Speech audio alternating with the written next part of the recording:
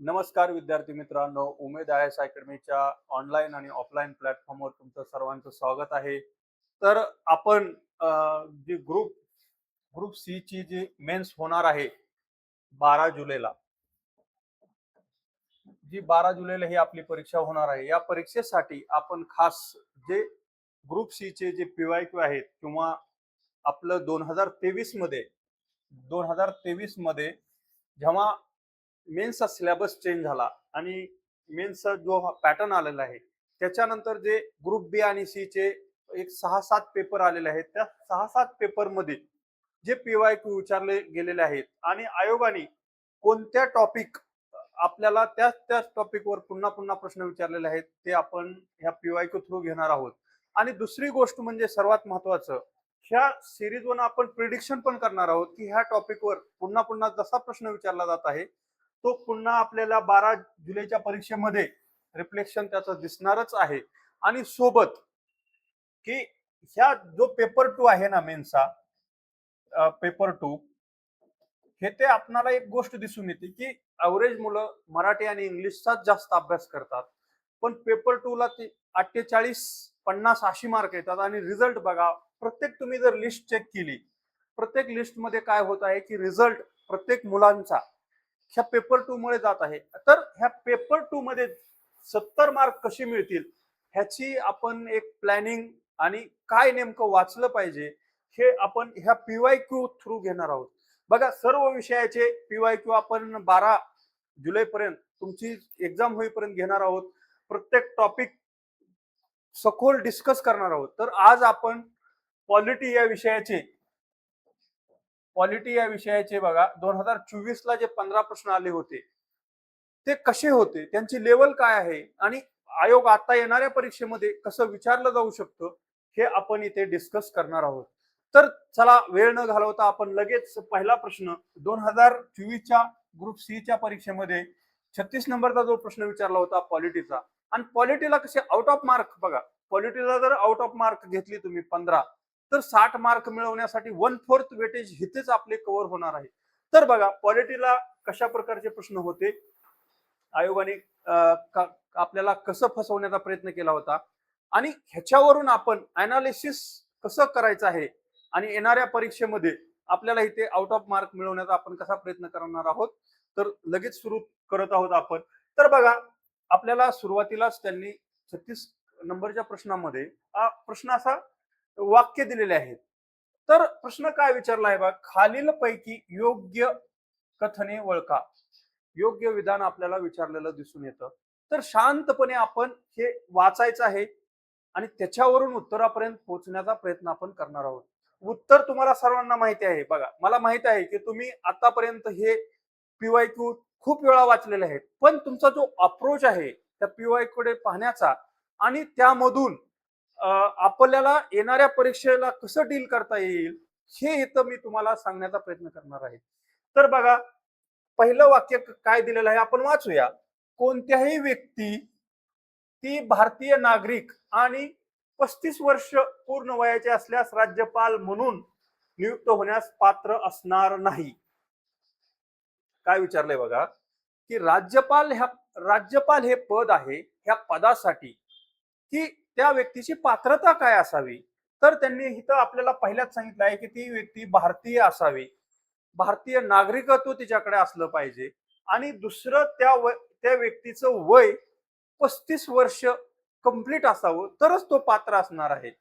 तर ह्याच्यामधून आपल्याला ही गोष्ट लक्षात ठेवायची आहे की राज्यपाल या पदासाठी बघा, ग्रुप सी मध्ये आपल्याला जास्त राज्याबद्दलचे प्रश्न दिसून येतात. राज्यपाल असेल, विधानमंडळ असेल किंवा राज्याचा महाधिवक्ता असेल, ह्याच्यावरती पुन्हा पुन्हा आयोग प्रश्न विचारला जात आहे. तर आपण या प्रश्नामध्ये काय करायचं आहे की राज्यपाल यांचं कलम कोणते आहेत बघा. कलम आपण 155 बद्दलची माहिती खूप चांगली करून ठेवायची आहे की 155 मध्ये काय सांगितलं आहे, 156 मध्ये काय सांगितलं आहे किंवा 151-52 ही कलम राज्यपाल या पदाबद्दलची खूप चांगल्या प्रकारे आपण करायचे आहेत. बघा, हे तर काय काय आपण पहिल्याच वाक्यामध्ये काय काय सांगितलं की राज्यपाल पदाच्या पात्रता कोणत्या कलमात आहेत. तर ते कलम तुम्ही पाहून घ्यायचं आहे की राज्यपाल पदाच्या पात्रता 56, 156, 57, 58 ह्यामध्ये कोट्या आहेत त्या पाहायच्या आहेत. त्यानंतर राज्यपाल पदाची पात्रता काय काय असावी लागते, तर ती व्यक्ती भारतीय नागरिक असावी आणि त्या व्यक्तीने वयाची 35 वर्ष पूर्ण केलेली असावीत. अशा पदासाठी ती राज्यपाल होण्यासाठी पात्र आहे. तर आपण त्यानंतर राष्ट्रपती पदासाठी काय पात्रता असावी, बघा आपल्याला माहिती आहे राष्ट्रपती आणि उपराष्ट्रपती पदासाठी सुद्धा ही व्यक्ती भारतीय नागरिक असावी, त्यांनी वयाची 35 वर्ष पूर्ण केलेली असावीत आणि राष्ट्रपती पदासाठी काय म्हटलं आहे, लोकसभेवर निवडून येण्याची जी पात्रता आहे ती त्यांनी पूर्ण केलेली असावी. असं राज्यपाल या पदासाठी सांगितलं आहे का, तर राज्यपाल या पदासाठी सांगितलं नसल्याचं आपल्याला दिसून येतं. त्यामुळे हे आपण लक्षात ठेवायचं आहे. उपराष्ट्रपती साठी काय सांगितलं आहे, राज्यसभेवर. राष्ट्रपतीसाठी काय म्हणतात ते, लोकसभेवर. ह्या गोष्टी आपल्याला माहीत असणं अपेक्षित आहे. त्यानंतरच बघा पुढे आपल्याला दुसरी गोष्ट सांगता येईल की हे वाक्य कसं आहे, अवाक्य बरोबर आहे. तर पहिल्यांदाच आपल्याला राज्यपाल पदाची पात्रता, तो भारतीय नागरिक असावा, त्यानंतर त्यांनी वयाची 35 वर्ष पूर्ण केलेली असावी, या दोन गोष्टी लक्षात ठेवायच्या आहेत. त्यानंतर बघा राज्यपाल संसदेच्या दोन्हीपैकी कोणत्याही सभागृहाचा किंवा पहिल्या अनुसूचित जे नमूद केलेलं आहे कोणत्याही राज्याच्या विधानमंडळाचा सदस्य असणार नाही. ही गोष्ट सुद्धा राज्यपाल पद, जो व्यक्ती राज्यपाल म्हणून कार्य करेल त्या व्यक्तीने तो संसदेच्या दोन्ही सभागृह किंवा राज्याचे जे विधानमंडळ आहे त्याचा सदस्य असता कामा नये अशी तरतूद संविधानामध्ये असल्याचं आपल्याला दिसून येतं. तर हे सुद्धा वाक्य बरोबर आहे. त्यानंतरचं बघा पुढील वाक्य काय विचारलं येतं, जेव्हा एका व्यक्तीस 2 किंवा अधिक राज्याचे राज्यपाल म्हणून नियुक्त केलेले असेल त्या बाबतीत राज्यपालास द्यावयाच्या वित्तलब्धी आणि भत्ते खर्च संसद आदेशानुसार निर्धारित करील अशा प्रमाणात त्या राज्याला विभागून दिला जाईल. आहे का संसद, तर आपण बघा आता अभ्यासाची लेवल आपली रिव्हिजन लेवल आहे. रिव्हिजन मध्ये आपल्याला माहिती आहे की राष्ट्रपती बघा इथं. तर मित्रांनो मी तुम्हाला सांगू इच्छितो, तुम्ही मला कमेंट बॉक्स मध्ये सांगा की कुठल्या घटना दुरुस्तीनुसार हे एक राज्यपाल 2 राज्याचा राज्यपाल असू शकतो अशी तरतूद केलेली आहे. ती घटना दुरुस्ती मला तुम्ही कमेंट बॉक्स मध्ये सांगा. त्यानंतर बघ हे वाक्य काय, त्याच्यामुळे हे चूक असल्याचं आपल्याला दिसून येतं. ते एक सेकंद आपण पेनची जरा साईज थोडे मोठं करून घेऊया म्हणजे तुम्हाला डार्क मध्ये दिसेल. तर बघा ह्या प्रश्नात मधून आपण काय शिकलो, तर रिव्हिजन करताना आपल्याला ज्या गोष्टी मी सांगितलेल्या आहेत की राज्यपाल या पदाची सर्व कलमे माझी तोंडपाठ असावी. तोंडपाठ म्हणण्यापेक्षा तुमचं लॉजिकली तुम्हाला ती माहीत असणं गरजेचं आहे. त्यानंतर राज्यपाल या पदाची पात्रता माहीत असणं गरजेचं आहे. त्यानंतर राज्यपाल हे पद एका राज्याचे राज्यपाल 2 राज्यासाठी कार्य करू शकतात हे कोणत्या घटना दुरुस्तीनुसार तरतूद करण्यात आलेले आहे. त्यासोबतच त्यांचं जे वेतन आहे ते राज्याच्या कुठल्या निधीतून दिलं जातं, की आपल्याला माहिती आहे की राज्याच्या निधीतून दिलं जातं. ह्या गोष्टी आपल्याला माहित पाहिजे. त्यानंतर राज्यपाल या पदाचा कार्यकाल किती आहे हे सुद्धा आपल्याला माहित पाहिजे. म्हणजे अशा प्रकारे हा पीवायक्यू मित्रांनो आपण डिकोड करणार आहोत आणि असेच पीवायक्यू आपल्याला डिकोड करायचे असल्याचं आपल्याला दिसून येतं. त्यानंतर पुढील प्रश्न बघा, ह्याचं उत्तर आपल्याला सर्वांना माहित आहे.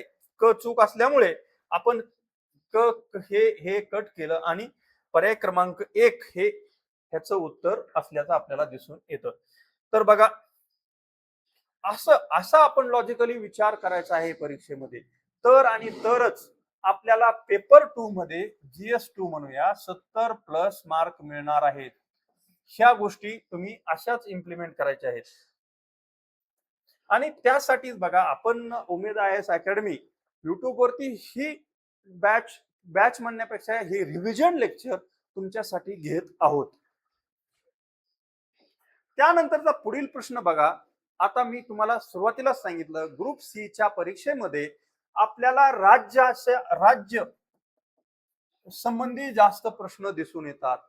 तर त्यामध्ये पण फक्त त्यांचे बेसिक वरती जास्त प्रश्न विचारले जातात.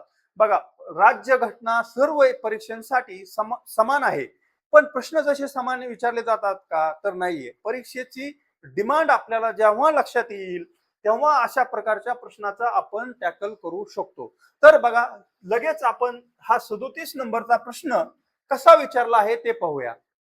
तर खालीलपैकी योग्य विधाने ओळखा. विधाने ओळखा.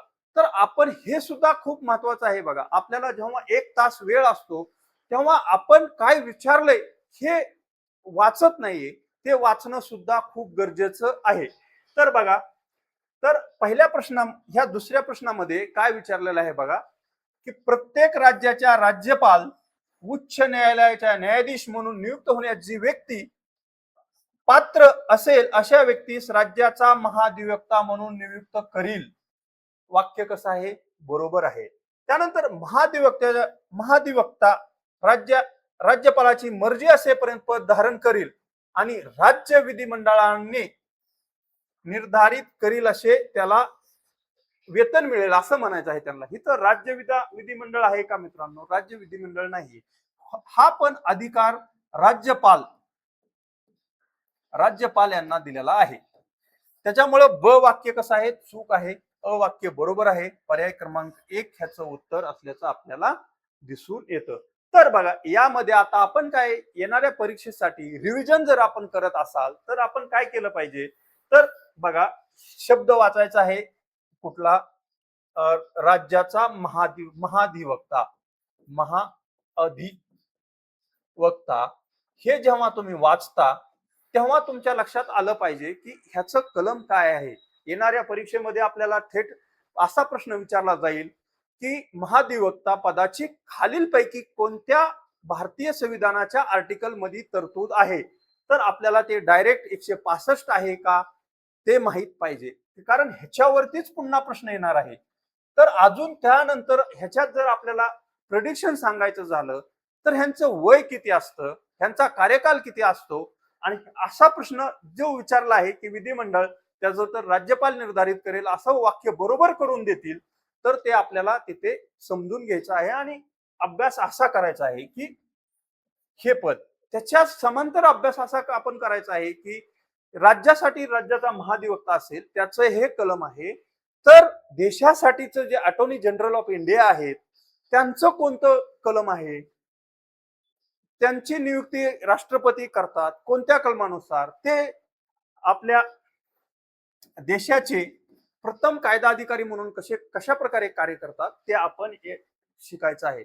म्हणजे पीवायक्यू अनालिसिस आणि प्रेडिक्शन अशा प्रकारेच करायचं आहे. आणि मी तुम्हाला खात्रीशीर एक गोष्ट सांगू इच्छितो की तुम्हाला बघा, त्यानंतर सुद्धा येणाऱ्या परीक्षेमध्ये ह्याच्यावरतीच प्रश्न रिफ्लेक्ट होणार आहे. जे प्रश्न आपण घेणार आहोत ना, ह्या पॉलिटिक्स संबंधी असतील बघा, किती आपल्याकडे पेपर अवेलेबल आहेत सध्या. ग्रुप बी चे 3 असतील, ग्रुप बी चा आता 1 झाला, 4 झाले, आणि ग्रुप सी चे 3, असे 7 पेपर. 7 पेपर मधील प्रत्येक पेपर मध्ये 15 प्रश्न, 15 गुणिले 7 जे केलं आपण, तर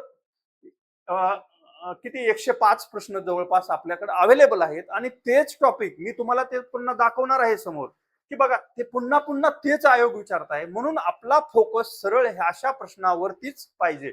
तर बघा, ह्या प्रश्नाचं उत्तर माहिती आहे तुम्हाला. फक्त मी तुम्हाला सांगितलं की येणाऱ्या परीक्षेमध्ये काय विचारलं जाऊ शकतं. त्यानंतरचा पुढील प्रश्न बघा, आता किती सोप्या कॅटेगरीतला प्रश्न असतो, आपण अभ्यास केलेला आहे. तर कसा विचारलाय बघा की खालील राज्य विधान परिषदेच्या जागेच्या चढत्या क्रमानुसार त्याची मांडणी करा. चढता क्रम बघा, आपण हे पण कधी कधी परीक्षेमध्ये जे आपली मानसिक स्थिती कशी असते त्याच्यावरती अवलंबून आहे. आपल्याला चढता आपण वाचतच नाहीये, आपण तिथं वाचतो की उतरता क्रम पटकन. आपल्याला सर्वांना माहित आहे की उत्तर प्रदेश या राज्यामध्ये सर्वात जास्त विधानसभेच्या पण जागा आहेत. तर मला तुम्ही कमेंट बॉक्स मध्ये सांगू शकता की उत्तर प्रदेशामध्ये किती विधानसभेच्या जागा आहेत. तर बघा, विधान परिषदेचं विचारलंय, तर इथं प्रेडिक्शन काय आहे आपलं. आता हा डीप मध्ये प्रश्न विचारला तर येणाऱ्या परीक्षेमध्ये काय विचारलं जाऊ शकतं की किती राज्यांना, भारत देशामध्ये किती राज्यांना विधान परिषद हे द्वितीय सभागृह असलेलं सभागृह आहे. तर तेवढं आपल्याला माहित 6 राज्यांना आहे. जम्मू काश्मीर या राज्याला विधान परिषद होती, पण 2019चा जो कायदा झाला आणि त्यामध्ये जम्मू काश्मीर राज्याचे 2 केंद्रशासित प्रदेशामध्ये जेव्हा रूपांतर करण्यात आलं तेव्हा तेथील विधान परिषद नष्ट करण्यात किंवा सस्पेंड करण्यात आल्याचं दिसून येतं. त्यासोबतच बघा ती राज्य कोणती आहेत तुम्हाला माहित असणं अपेक्षित आहे की विधान परिषद असलेली राज्य कोणती आहेत. तर महाराष्ट्र तुम्ही लक्षात ठेवा, महाराष्ट्राच्या शेजारचं राज्य कर्नाटक ही 2 राज्य तुम्ही लक्षात ठेवली. त्यानंतर बघा जे 2014 साली राज्य निर्माण करण्यात आलं तेलंगणा आणि आंध्र प्रदेश ही 2 राज्य आहेत. आणि उत्तर भारतातली मोठी 2 राज्य समजा की लोकसंख्येने मोठी कोणती आहेत तर उत्तर प्रदेश आणि बिहार ही 2 राज्य. अशा प्रकारे भारतामध्ये 6 राज्यांसाठी विधान परिषद आहे. प्रश्न असाच येणार की खालीलपैकी कोणत्या राज्यांना विधान परिषद नाही किंवा आहे, तर ते पर्यायानुसार आपण एलिमिनेट करायचं आहे. त्यासोबतच आता ह्या प्रश्नाचं कसं विचारलं आहे बघा की लॉजिक वगैरे काय आहे का, तर ह्याच्या मागे लॉजिक वगैरे काय असल्याचं दिसून येत नाहीये. तर इथं काय विचारलंय त्यांनी की महाराष्ट्र, उत्तर प्रदेश, आंध्र प्रदेश, उत्तर प्रदेश, तेलंगणा आणि कर्नाटका ही राज्य त्यांनी दिलेले आहेत आणि विचारलं आहे की त्यांचे चढता क्रम विचारलाय. ही सुद्धा गोष्ट आपल्यासाठी खूप महत्वाची आहे. आयोग असे 2 पर्याय आपल्याला देतं की एक चढता क्रम देतं आणि दुसरा उतरता क्रम दिला जातो. जर आपल्याला त्यांनी चढता क्रम दिलेला असेल, विचारला असेल, त्यानुसारच आपण उत्तर द्यायचं आहे. काही गडबडीत 2.5 मार्काचा आपला लॉस करायचा नाहीये. असे सोपे प्रश्न जर तुम्ही 5 ते 6 प्रश्न जर चुकवले तर तुम्ही मेरिटच्या बाहेर जाणार आहात. ही गोष्ट तुम्ही पक्की लक्षात ठेवा. तर बघा आता आपल्याला काय माहिती आहे का, आपल्याला येथे काही माहित नसेल तर महाराष्ट्राच्या 78 जागा आहेत या माहिती आहेत. ह्याच्यात डीप जाऊन जर प्रश्न विचारायचा झाला तर विचारणार, ग्रुप सी च्या परीक्षेत आयोग विचारणार नाही. तर आपण विचारणार नाही म्हणून प्रिपरेशन करायचं नाही का, तर नक्की प्रिपरेशन तर करायचं आहे बघा. तर ह्याच्यामध्ये सुद्धा आता आपल्या राज्यामध्ये विधान परिषदेचा निकाल लागलेला आहे. विधान परिषदेचा आत्ताच निकाल लागतो आहे. तर बघा पेपर अजून आपला सेट झाला असू शकतो का, मे बी अजून 25 दिवस आहेत तर पेपर सेट झालेला नसू शकतो. जर त्यांना विचारायचं झालं तर ते विचारतील विधान परिषद जे आहे तेथील सदस्य कोठून निवडले जातात. तर आपल्याला माहिती स्थानिक स्वराज्य संस्था ज्या आहेत त्याच्यातून काही सदस्य निवडले जातात. त्याचं प्रमाण पण आपल्याला माहिती आहे 1-3 हे सदस्य कुठून निवडले जातात. त्यानंतर शिक्षक मतदारसंघातून कुठले निवडले जातात किंवा ग्रॅज्युएशन जे मतदारसंघ आहे त्याच्यातून किती निवडले जातात, राज्यपाल किती पदांची नेमणूक करतं, ह्या गोष्टी आपल्याला लक्षात ठेवायच्या आहेत. त्यासोबतच विधान परिषद हे कायमस्वरूपी सभागृह आहे. त्याचा कलम आपल्याला लक्षात ठेवायचा आहे बघा की 169 या कलमानुसार विधानसभा निर्माण करणं, विधानसभा म्हणलो मी, विधान परिषद आहे बघा, विधान परिषद निर्माण करणं हे संसदेच्या कोणत्या बहुमताने केलं जातं, त्यात राज्याचा रोल काय आहे, ह्या गोष्टी आपल्याला लक्षात ठेवायच्या आहे. त्यासोबतच पुढे जाऊन जर आपण विचार केला तर विधान परिषद ह्या सभागृहाची कॅपॅसिटी किती असते बघा, 40, कमीत कमी 40 आणि जास्तीत जास्त किती आहे विधानसभेच्या 1/3. ही गोष्ट पण आपण लक्षात ठेवायची आहे. तर याचं उत्तर तुम्हाला सर्वांना माहिती आहे, तुम्ही पुन्हा पुन्हा पाठ केला आहे, तरी पण आपण आपल्या लॉजिक नुसार हे देण्याचा प्रयत्न करूया की बघा तेलंगणा हे शेवटी 2014 साली निर्माण झालेलं राज्य आहे. त्याच्या सर्वात जागा कमी आहेत. किती जागा आहेत, कंडिशन काय विधान परिषद निर्माण करण्याची 40 जागा असाव्यात. तर तेलंगणा या राज्याच्या 40 जागा असल्याचं आपल्याला दिसून येतं. आणि सर्वात जास्त जागा उत्तर प्रदेशच्या किती आहेत कमेंट बॉक्स मध्ये तुम्हाला विचारलं होतं, त्याच्या 403 जागा ह्या विधानसभेमध्ये आहेत. आताच गेलेल्या परीक्षेत विचारलं की उत्तर प्रदेश या राज्यामध्ये एसटी साठी जागा राखीव आहेत का, तर तिथं 2 जागा 2017च्या घटना दुरुस्तीनुसार केल्याचं आपल्याला दिसून येतं. अशा प्रकारे हे लक्षात ठेवा. त्यानंतर उत्तर प्रदेशामध्ये किती 100 जागा असल्याचं आपल्याला दिसून येतं. त्यासोबत बघा कर्नाटकामध्ये 75 आहेत.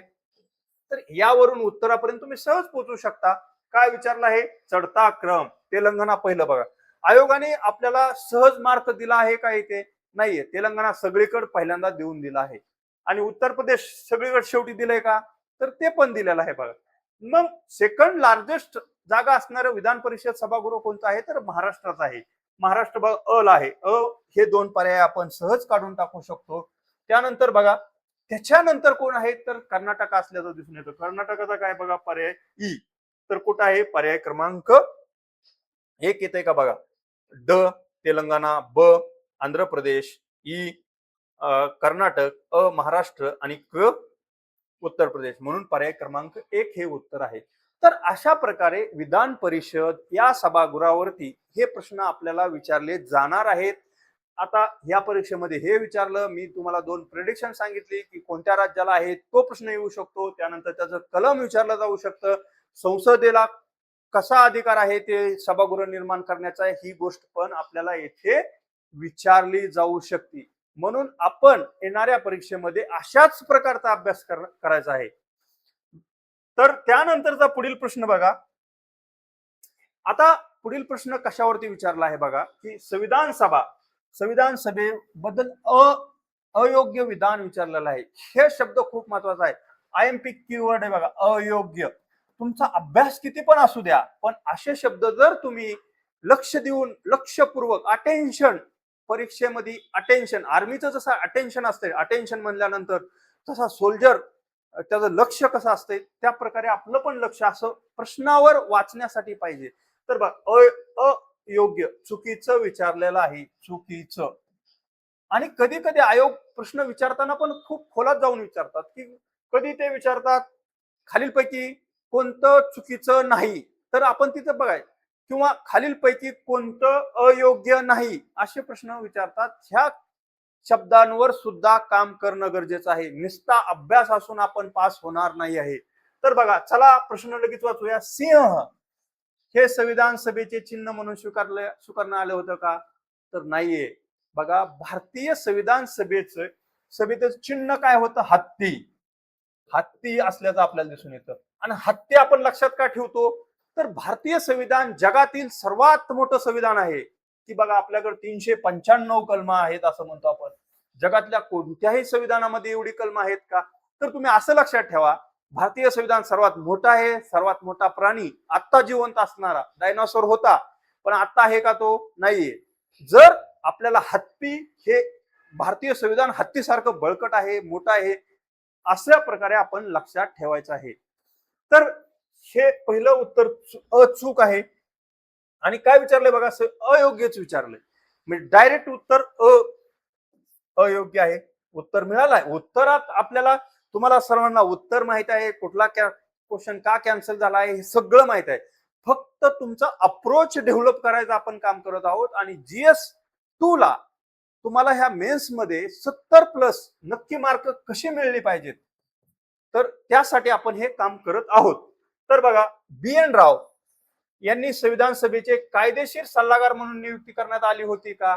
नक्की आपल्याला बघा 31 मे आता परीक्षा झाली राज्यसेवा, त्यात सुद्धा BN राव वरती यांच्यावरती प्रश्न विचारला आहे. ग्रुप बी च्या मेन्सला सुद्धा यांच्यावरती प्रश्न विचारलेला आहे. म्हणजे आपल्यासाठी ही व्यक्ती खूप महत्वाची आहे.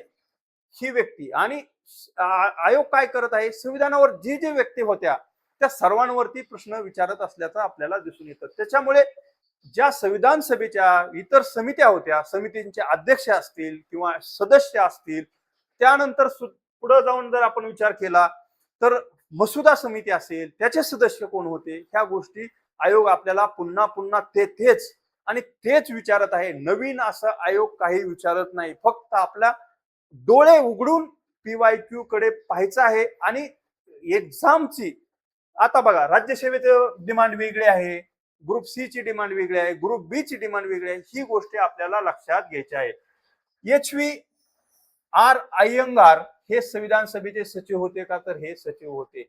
तर अशा प्रकारचे उपाध्यक्ष कोण होते आता येणाऱ्या परीक्षेमध्ये विचारलं जाईल, तर ते आपल्याला माहित असणं अपेक्षित आहे. त्यानंतरचा पुढील प्रश्न बघा, खालीलपैकी अयोग्य IMP अयोग्य आपल्याला माहित असणं अपेक्षित आहे. तर बघा विचारलंय काय बघा प्रश्न, एखादी व्यक्ती भारतीय नागरिक आणि डॅश डॅश असल्याशिवाय सर्वोच्च न्यायालयाचे न्यायाधीश म्हणून नियुक्तीस पात्र असणार नाही. पुन्हा बघा सर्वोच्च न्यायालयाच्या न्यायाधीशाची जी पात्रता आहे ती आपल्याला विचारलेली आहे. तर आपल्याला माहिती आहे की सर्वोच्च न्यायालयाचा न्यायाधीश होण्यासाठी 3 पात्रता लागतात. तर त्या कोणत्या कोणत्या आहेत? पर्यायात बघा कसं त्यांनी फसवण्याचा प्रयत्न केला आहे. एखाद्या उच्च न्यायालयाची अथवा 2 किंवा अधिक न्यायालयाचे निदान 10 वर्ष म्हटलंय बघा. न्यायाधीश आहे का? तर निदान 5 वर्ष न्यायाधीश असणं गरजेचं आहे. 5 इथं शब्दात फसवलंय बघा. 5 वर्ष. 5 वर्ष. आणि त्याच्या पुढे काय म्हणतंय? एखाद्या उच्च न्यायालयाच्या अथवा 2 किंवा अधिक अधिक न्यायालय निदान 5 वर्ष. उलट केलंय आयोगाने. रिव्हर्स केलं बघा. हे खाली दिलं, हे वर केलं, असं रिव्हर्स केलं. काय असणं? अधिवक्ता असणं गरजेचं आहे. आणि क मध्ये राष्ट्रपतीच्या मते विख्यात कायदेतज्ञ असणं गरजेचं आहे. तर क कसं आहे मित्रांनो? बरोबर आहे. तर इथं काय विचारलं आहे? अयोग्य विचारलं आहे. म्हणजेच अ आणि ब दोन्ही अयोग्य असल्याचं आपल्याला दिसून येतं. तर बघा इथं आपल्याला होमवर्क मध्ये काय म्हणू शकतो? सुप्रीम कोर्टचे जे न्यायाधीश आहेत त्यांची पात्रता आणि हायकोर्टची पात्रता, ह्या 2 गोष्टी आपण करायच्या आहेत. आणि त्या समोर जर जाऊन करायचं असेल तर जिल्ह्याचे मुख्य न्यायाधीश कोण असतात त्यांची सुद्धा पात्रता आपल्याला पाहिजे आहे. असे सुद्धा एखादा प्रश्न आउट ऑफ बॉक्स जाऊन विचारला जाऊ शकतो. पण तो आउट ऑफ बॉक्स आहे का? तर नाही. आपल्या सिलेबसचाच भाग असतो. फक्त आपलं तिकडं लक्ष नसतं आणि आपला फक्त वन डे वगैरे ह्याच्यावरती जास्त भर असतो. मित्रांनो, तो काळ गेला आहे की एका दिवसात मी वाचलं आणि मला मार्क मिळतील. यासाठी तुमचा सखोल अभ्यास असणं गरजेचं आहे. त्यानंतरचा बघा पुढील प्रश्न कसा विचारला आहे. सरळ साधा वाचायचा आपण. टेन्शन घ्यायचं नाहीये. तर बघा काय विचारलं आहे. योग्य विधान. अनुच्छेद 137 संसदेने केलेल्या कोणत्याही कायद्याच्या तरतुदीच्या किंवा अनुच्छेद 145 अन्वये करण्यात आलेल्या कोणत्याही नियमांना अधीन राहून सर्वोच्च न्यायालयाला त्याने अधिघोषित केलेल्या कोणत्याही न्याय निर्णय किंवा किंवा केलेला आदेश याचे पुनर्विलोकन करण्याचा अधिकार आहे. आपल्याला माहिती कलम 137 मध्ये हे सरळ म्हटलेलं आहे. तर पर्याय क्रमांक 1 हे बरोबर असल्याचं दिसून येतं. अनुच्छेद 141 सर्वोच्च न्यायालयाने घोषित केलेल्या कायदा भारताच्या राज्य क्षेत्रातील सर्व न्यायालयावर बंधनकारक आहे का? तर नक्कीच असल्याचं आपल्याला दिसून येतं. तर तुम्ही मला कमेंट बॉक्स मध्ये सांगायचं आहे की 142 आणि 143 यामध्ये राष्ट्रपती कोणत्या कलमानुसार सर्वोच्च न्यायालयाकडे सल्ला मागू शकतात. आणि आपलं हेच प्रिडिक्शन आहे की ह्या दोन्ही कलमापैकी एखादा प्रश्न आपल्या परीक्षेमध्ये येऊ शकतो. तर ह्याचं उत्तर काय आहे? दोन्ही बरोबर असल्याचं आपल्याला दिसून येतं. तर बघा आता ह्याच्यातून काय शिकायचं आहे की सर्वोच्च न्यायालयाची जी सर्व कलम आहेत ती आपल्याला तोंड ओळख असावी. पाठ असणं गरजेचं आहे का? पाठ करायची नाही. एक गोष्ट लक्षात घ्या, 395 कलम आहेत आपल्या संविधानामध्ये, ती पाठ करायची नाही. आपण लेक्चरच्या शेवटी किंवा एक स्पेशल लेक्चर त्याच्यावरती घेऊया की ही कलम आपण लक्षात कशी ठेवायची आहेत त्याबद्दल. तर हे आपल्याला उत्तर मिळालेलं आहे. त्यानंतरचा पुढील प्रश्न बघा. आता प्रश्न कसा विचारला आहे आणि करंटच्या रिलेटेड ह्याचा रिलेव्हन्स काय आहे का? येणाऱ्या परीक्षेमध्ये पुन्हा कसा प्रश्न विचारला जाऊ शकतो? तर बघा 370 अंतर्गत कोणत्या राज्याला विशेष दर्जा दिला होता?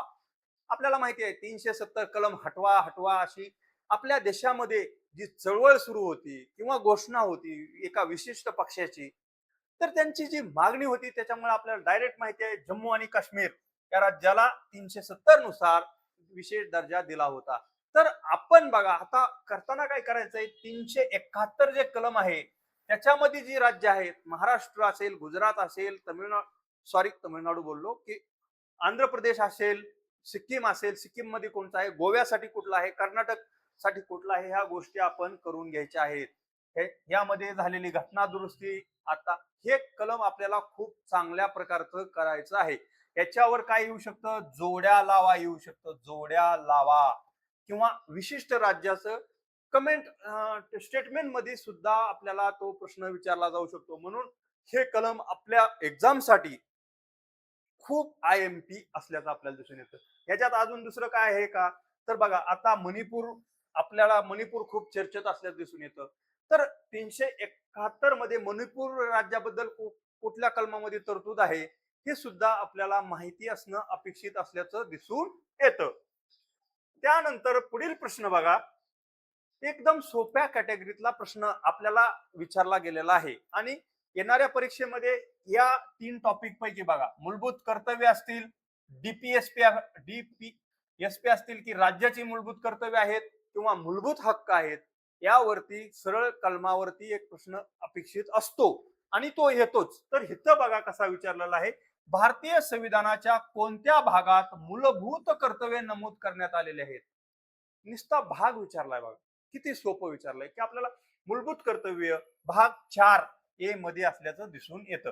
आता आपल्याला या मूलभूत कर्तव्याबद्दल काय काय माहिती घेतली पाहिजे, लक्षात कशी ठेवली पाहिजे, तर मी सांगतो की मूलभूत कर्तव्य ही कोणत्या घटना दुरुस्तीने भारतीय संविधानामध्ये समाविष्ट करण्यात आली, तर ती 42वी घटना दुरुस्ती आहे, 1976 असल्याचं दिसून येतं. कोणती समिती होती, सुवर्ण सिंग समितीची शिफारस आपल्याला माहित असणं गरजेचं आहे, सुवर्ण सिंग समिती असेल. त्यानंतर मूलभूत कर्तव्य किती आहेत, 86व्या घटना दुरुस्तीने 11वे मूलभूत कर्तव्य कोणते समाविष्ट करण्यात आले. त्यानंतर आताच्या झालेल्या राज्यसेवेमध्ये सुद्धा आपल्याला ह्याच्यावरती प्रश्न विचारला तर दिसून येतं. म्हणजे तो त्या एक्झामची डिमांड वेगळी होती, ह्या एक्झामची डिमांड वेगळी असल्याचं आपल्याला दिसून येतं. तर ह्या गोष्टी करायच्या आहेत. त्याच्या पुढे जाऊन आपल्याला काय करायचं आहे बघा, जे 11 मूलभूत कर्तव्य आहेत आपल्या भारतीय संविधानामध्ये भाग 4A मध्ये दिलेले, 51A मध्ये जे दिलेले आहेत, त्यांचा सिक्वेन्स सुद्धा लक्षात ठेवायचा आहे की डायरेक्ट त्यात विचारलं जाऊ शकतं जोड्या लावा, ते नसेल तर पहिलं कोणतं आहे, शेवटचं कोणतं आहे, असे सुद्धा प्रश्न आपल्याला विचारले जाऊ शकतात आणि त्या प्रकारे आपल्याला ते करायचं आहे. त्यानंतरचा पुढील प्रश्न बघा, तर आता शेड्यूल 8 वरती प्रश्न विचारलेला आहे. शेड्यूल 8 किती, शेड्यूल 8 मध्ये किती भाषांचा समावेश आहे, ते 22 भाषा आहेत. तर आपण इथं काय करायचं, असंच आपल्या नोटबुक मध्ये सुद्धा आपण असाच चार्ट काढायचा की सुरुवातीला किती, आधी सर्वात महत्वाचं किती शेड्यूल, अनुसूची म्हणतो आपण की अनुसूची 8 मध्ये किती भाषा आहेत, 22 भाषा. चला सुरुवातीला किती होत्या, 14. त्यानंतर कुठल्या कुठल्या घटना दुरुस्ती असेल बघा, 21वी घटना दुरुस्ती असेल, 71वी असेल, 92वी असेल, ह्या घटना दुरुस्तीने कोणत्या कोणत्या भाषेचा समावेश केला ते सुद्धा आपल्याला विचारलं जातो. ही बघा सिंधी भाषेचा समावेश असेल. त्याच्यानंतर 71वी घटना दुरुस्ती मी कसं लक्षात ठेवलं आहे बघा, नमक असं लक्षात ठेवलं, नमक, नमकचा लॉंग फॉर्म काय होतो, नेपाळी, मणिपुरी, कोकणी, असं मी लक्षात ठेवलं आहे. आणि 92व्या घटना दुरुस्तीनुसार कोणत्या भाषेचा समावेश केला, जे एमबीबीएस आहे तिथं मी फक्त असं केलं, MBDS केलं बघा, DS. तर मैथिली, बोडो, डोंगरी, संताळी या भाषांचा समावेश, असा हे शॉर्टकट आपल्याला दिसून येतो. हेच करायचं आहे आपल्याला की 92व्या घटना दुरुस्तीने कुठल्या, 71व्या घटना दुरुस्तीने कुठल्या, 21व्या घटना दुरुस्तीने कुठल्या, शेड्यूल 8 मध्ये किती भाषांचा समावेश होता, सुरुवातीला किती भाषांचा समावेश होता आणि ज्या भाषा आहेत त्या कोणत्या कोणत्या आहेत, असं बेसिक आपल्याला माहित असणं गरजेचं आहे. तर ही गोष्ट आपण लक्षात ठेवायची आहे. आणि त्यासोबतच आता कोणत्या भाषेची मागणी आहे का बघा, ओडिसा मधली जी भाषा आहे एक, त्या भाषेत भारतीय संविधान, आता करंटच्या रिलेटेड सुद्धा आपण बोलू शकतो की अशी एक भाषा आहे की त्या भाषेमध्ये भारतीय संविधान पहिल्यांदा हे ट्रान्सलेट करण्यात आलंय, ती कोणती भाषा आहे, ह्या गोष्टी आपल्याला लक्षात ठेवायच्या आहेत. आणि ह्या अपेक्षित एरिया प्रश्न येण्याचा हाच आहे आणि ह्याच्यावरती पुन्हा अशाच प्रकारचा प्रश्न येऊ शकतो, ह्या गोष्टी लक्षात घ्या. अशाच प्रकारे आपण प्रत्येक क्वेश्चनचं डिटेल अनालिसिस घेणार आहोत तुमच्या 12 जुलैच्या परीक्षेपर्यंत. 12 जुलै परीक्षेपर्यंत ग्रुप जो पेपर 2 आहे त्याचे सर्व प्रश्न उमेद IAS अकॅडमी तुमच्यासाठी युट्यूबवर फ्री मध्ये तुम्हाला अशा प्रकारचं डिटेल डिस्कशन देणार आहे. तर तुम्ही उमेद IAS अकॅडमीच्या पेजवर जावा, ते पहा, डेली तुम्हाला त्याचा अपडेट मिळेल. लाईक करा, नोटिफाय करून ठेवा आणि तुमचा जेव्हा फ्री वेळ असतो त्या वेळेमध्ये पहा. मी तुम्हाला 100% अशी गॅरंटी देतो की बाबा तुम्हाला त्याचा नक्की फायदा होईल. तर तुम्ही हे पाहू शकता. त्यानंतरचा पुढील प्रश्न बघा. आता बघा, मी तुम्हाला सुरुवातीलाच एक वाक्य वापरलं गेलं की ग्रुप सी मध्ये राज्यांबद्दल जास्त प्रश्न येतात. आपल्याला दिसले प्रश्न. पहिला राज्यपालाबद्दल दिसला, त्यानंतर महाधिवक्त्याबद्दल दिसला, त्यानंतर भाषांबद्दल दिसला, त्यानंतर बघा कुठल्या राज्याचं 370 कलमाबद्दल दिसला. म्हणजे अशा प्रकारचे प्रश्न येतात. तर इथं हा प्रश्न बघा, मुख्यमंत्री या पदाबद्दलचा हा प्रश्न आहे की मुख्यमंत्री या पदाबद्दल. तर मला सांगा तुम्ही, मुख्यमंत्री हे पद भारतीय संविधानाच्या कोणत्या कलमामध्ये आहे ते तुम्ही सांगू शकता. कमेंट बॉक्स मध्ये सांगा. त्यासोबतच की मुख्यमंत्र्याची जी मंत्री परिषद आहे त्याचा रोल काय आहे, राज्यपालाचा आणि मुख्यमंत्री यांचं कुठल्या कलमानुसार संभाषण होतं बाबा, की मुख्यमंत्र्याला आदेश देण्याचं काम राज्यपाल कुठल्या कलमानुसार करतात, ही कलम तुम्हाला करायचीच आहेत. भाग 6 आहे ना, भाग 6 भारतीय संविधानाचा भाग 6 ह्याच्यावरती तुमची ग्रुप सी च्या एक्झाम साठी खूप कमांड असणं गरजेचं आहे. तर बघा, आपण हा प्रश्न लगेच घेऊया. मुख्यमंत्र्याबाबत योग्य विधाने. तो राज्याच्या नियोजन मंडळाचा अध्यक्ष असतो. असतो का? तर आहे बघा. तर तुम्ही मला सांगू शकता की महाराष्ट्र, जसं केंद्र सरकारने नीती आयोगाची स्थापना केली आहे, तसं महाराष्ट्र शासनाने कोणत्या संघटनेची स्थापना केली हे तुम्ही पाहून घ्या. आम्हाला पण कळवा, कमेंट बॉक्स मध्ये कळवा. त्यानंतर बघा, आता हा कसं विचारलाय, तो झोनल काउन्सिलचा अध्यक्ष असतो. मुख्यमंत्री झोनल काउन्सिलचा अध्यक्ष नसतो. केंद्रीय गृहमंत्री त्या झोनल काउन्सिलचे अध्यक्ष असल्यास दिसून येतं. अध्यक्ष कोण असतं? केंद्रीय गृहमंत्री. त्याच्या पुढे जाऊन जर तुम्ही विचार केला तर येणाऱ्या परीक्षेमध्ये बघा, पुणे येथे 8वी झोनल काउन्सिलची मीटिंग झाली आपल्याला दिसून येतं. 8वी. तर ह्याच्या अगोदरच्या सर्व मीटिंग कुठं होत होत्या, तर महाराष्ट्राची राजधानी असलेल्या मुंबई या शहरात होत होत्या. पण अपवादात्मक परिस्थितीमध्ये किंवा अपवाद करून पुणे येथे घेतलेले आहे. त्यामुळे आपल्याला झोनल काउन्सिलचं विचारलं तर ही सुद्धा करंटचा रिलेव्हन्स देऊन विचारलं जाऊ शकतं. त्यासोबतच मला सांगा की किती झोनल काउन्सिल आहेत, किती झोनल काउन्सिल आहेत, कोणत्या घटना दुरुस्तीतून त्या निर्माण करण्यात आलेल्या आहेत, त्या सुद्धा आपल्याला पाहायचं आहे. त्यानंतर तो आंतरराज्य परिषदेचा उपाध्यक्ष असतो का? तर नसतो मित्रांनो. तर आंतरराज्य परिषदेचे उपाध्यक्ष रॅन्डमली किती वर्षासाठी कोण असतं, तर इंटर स्टेट काउन्सिल कलम किती आहे बघा, ते बघून घ्या तुम्ही. 163 आहे का 263 आहे, ते पण आपल्यासाठी खूप महत्वाचं आहे. इंटर स्टेट काउन्सिल बद्दलची माहिती आपल्याला, त्याचं रिफ्लेक्शन कुठं दिसतं बघा. 31 मे जी राज्यसेवाची पूर्व परीक्षा झाली त्याच्यावर सुद्धा इंटर स्टेट काउन्सिल बद्दलचा प्रश्न आपल्याला विचारलेला दिसतो. तो राज्य सरकारचा मुख्य प्रवक्ता असतो का? तर नक्की असतो. तर पर्याय क्रमांक अ आणि ड त्याचं उत्तर असल्याचं आपल्याला दिसून येतं. एक मिनिट आपण मागूया. अशा प्रकारे बघा 45 प्रश्न आपले 10 प्रश्न घेतलेले आहेत. तर मित्रांनो, एक गोष्ट लक्षात घ्या, तर आपलं प्लॅनिंग आणि पीवायक्यू अनालिसिस, पीवायक्यू हे खूप महत्वाचं आहे. आणि आपल्याला एक गोष्ट लक्षात घ्या की ही परीक्षा पास होण्यासाठी हे पीवायक्यू आधार आहेत आपले, आणि त्यावरून आपल्याला ह्या परीक्षेची जी मागणी आहे ना, मागणी, डिमांड, ही आपल्याला कळणार आहे. आणि तेच पुन्हा आपल्याला रिफ्लेक्शन दिसणार आहे. आयोग असं काही उठून विचारतं का? तर आयोग विचारत नाहीये. फक्त हेच प्रश्न विचारतं. त्यासाठी तुम्ही आता खूप चांगल्या लेवलला अभ्यास केलेला आहे, पण शेवटची जी तुमची रिव्हिजन चालू आहे त्यात वेळ काढून तुम्ही हे आमचं अनालिसिस पहा. याचा तुम्हाला नक्की फायदा होईल.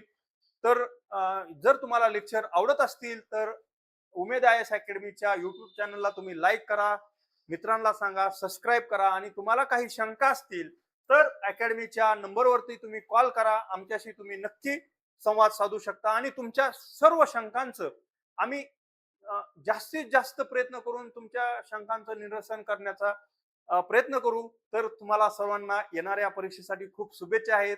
असेच आमच्याशी जोडून राहावा. तोपर्यंत थांबतो. धन्यवाद. लवकरच भेटूया.